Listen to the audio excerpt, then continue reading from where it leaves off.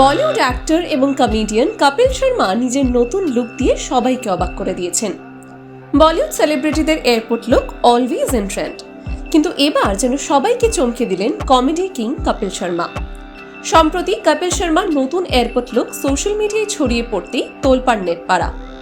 কারণ কপিলের হঠাৎ করে ওজন কমে যাওয়া, গ্রে রঙের কোয়াড সেট, সাদা স্নিকার্স আর সানগ্লাস সব মিলিয়ে একদম ক্যাজুয়াল আর রিল্যাক্সড ট্রাভেল লুকে দেখা গেল তাকে। কিন্তু যেটা সবার নজরে পড়ল সেটা হলো তার একেবারে বদলে যাওয়া শারীরিক গঠন। আগের চেয়ে অনেক বেশি সংকীর্ণ প্রায় দেখাচ্ছে তাকে, একেবারে চেনাই যাচ্ছে না। এই বদল নিয়ে শুরু হয়েছে নানান জল্পনা কল্পনা। পাপারাজিদের পোস্টে ভরে গেছে মন্তব্য।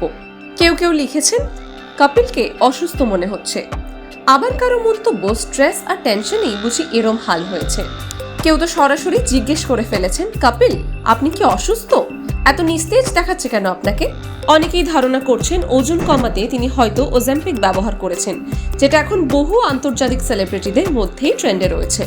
যদিও কপিলের তরফ থেকে এখনো কোনো প্রতিক্রিয়া মেলেনি, তবে তার এই ড্রাস্টিক ট্রান্সফরমেশন যে আলোচনা আর কনসার্ন দুটোই ছড়িয়েছে তা বলাই বাহুল্য। এদিকে কাজের দিক থেকেও ব্যস্ত সময় পার করছেন কপিল।